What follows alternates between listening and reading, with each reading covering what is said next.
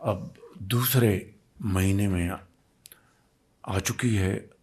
اور جو شہادتیں ہوئی ہیں ہم سب کو اس کے اوپر بے حد افسوس ہے، اور اس حوالے سے ہم نے اپنے تعزیتی پیغامات مختلف اوقات میں ہم نے جاری کیے، اور اسی حوالے سے خطے میں جنگ کے شعلے ٹھنڈے کرنے کے لیے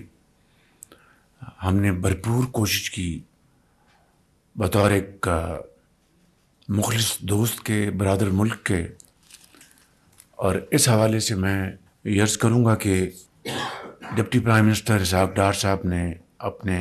ہم منصب ایران میں ان سے کئی مرتبہ بات کی، دوسرے جو ان کے جو کاؤنٹر پارٹس ہیں ان کے ساتھ بات کی، اور ان تک محنت کر رہے ہیں۔ ابھی چین سے ہو کے آئے ہیں، ان کے بازو کو چوٹ بھی آئی لیکن اس کی انہوں نے پرواہ نہیں کی۔ اور اسی طریقے سے فیلڈ مارشل صاحب نے اس حوالے سے کلیدی کردار ادا کیا اور کر رہے ہیں، اور اس حوالے سے میں سمجھتا ہوں کہ الحمدللہ مجھے یہ کہنے میں کوئی باک نہیں کہ پاکستان نے اس جنگ کو بند کرانے کے لیے اور سیز فائر کرانے کے لیے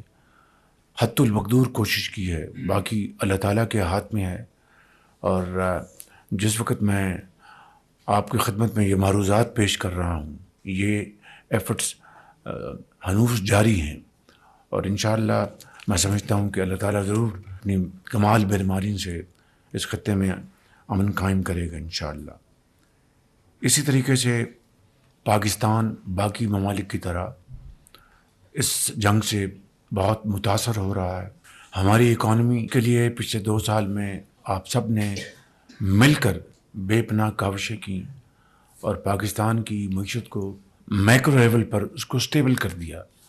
اب اس وقت ترقی اور خوشحالی کا وقت آ چکا ہے، لیکن بدقسمتی سے اس جنگ کے نتیجے میں ہمیں معاشی طور پر بے پناہ مشکلات کا آج سامنا ہے۔ بڑی کاوشوں کے ساتھ الحمدللہ ہمارے جو 2 جہاز کھڑے تھے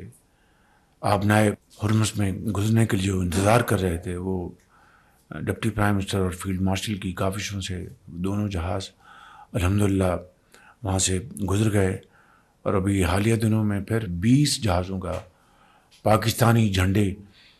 کے ساتھ کا انتظام کیا ہے، جو کہ انشاءاللہ اس کے لیے بھی آئندہ چند دنوں میں پیش رفت ہوگی۔ جو ہی جنگ کے سائے منڈانے لگے، میں نے یہاں پر میٹنگز کی، اور پھر ہماری ٹیم چاروں صوبوں میں محترم وزراء اعلیٰ سے انہوں نے جا کے میٹنگز کی۔ لاہور میں چیف منسٹر پنجاب مریم نواز صاحبہ سے، سندھ میں شاہ صاحب سے، کے پی اور بلوچستان میں جا کے،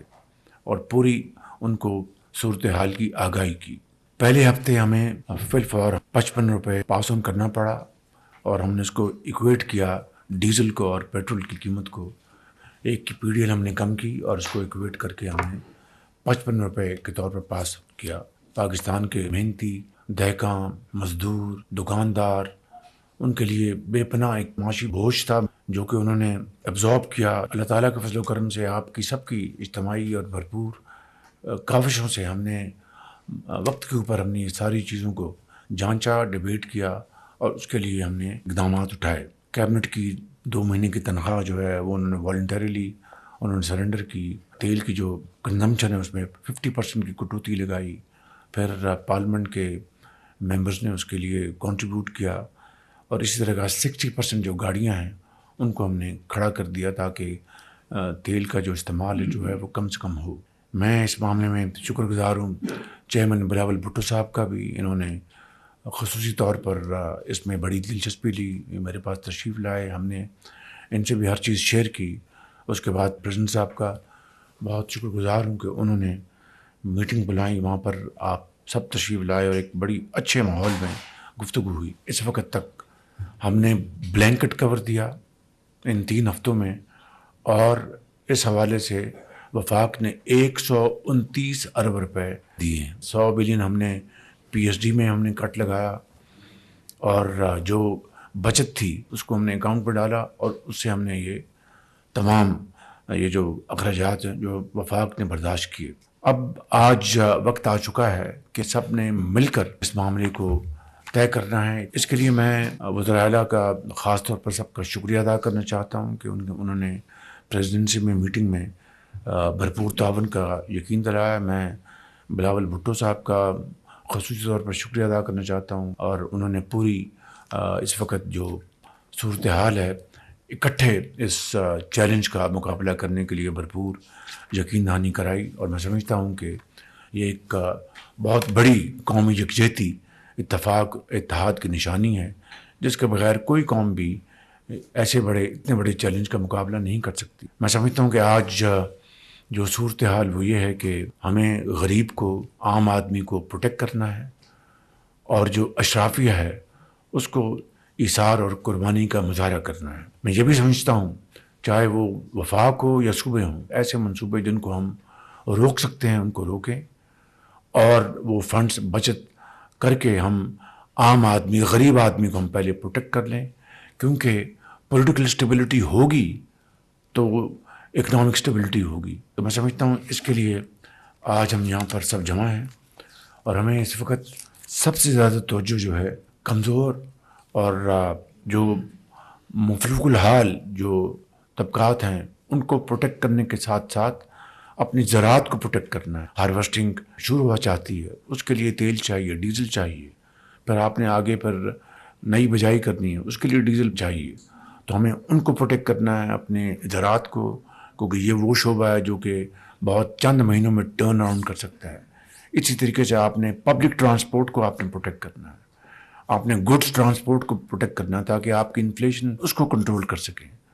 ان کے لیے یقیناً ہمیں فنڈز چاہیے، اور یہ فنڈز ہم نے مل کر اکٹھے کرنے ہیں۔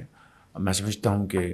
ہمیں یقیناً آسٹیرٹی اور کنزرویشن کے جو میجرز ہیں ان کو ہم اڈاپٹ کریں گے، کر رہے ہیں، اس کو اچھی طرح امپلیمنٹ کرنا ہے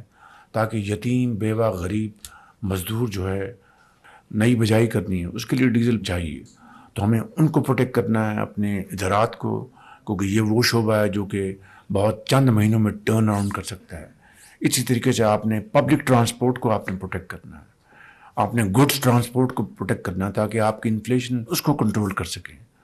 ان کے لیے یقیناً ہمیں فنڈز چاہیے، اور یہ فنڈز ہم نے مل کر اکٹھے کرنے ہیں۔ میں سمجھتا ہوں کہ ہمیں یقیناً آسٹیرٹی اور کنزرویشن کے جو میجرز ہیں ان کو ہم اڈاپٹ کریں گے، کر رہے ہیں، اس کو اچھی طرح امپلیمنٹ کرنا ہے تاکہ یتیم، بیوہ، غریب، مزدور جو ہے وہ اس کو ہم پروٹیکٹ کر سکیں۔ میں ان الفاظ کے ساتھ آپ سب کا بے حد ایک مرتبہ پھر شکریہ ادا کرتا ہوں۔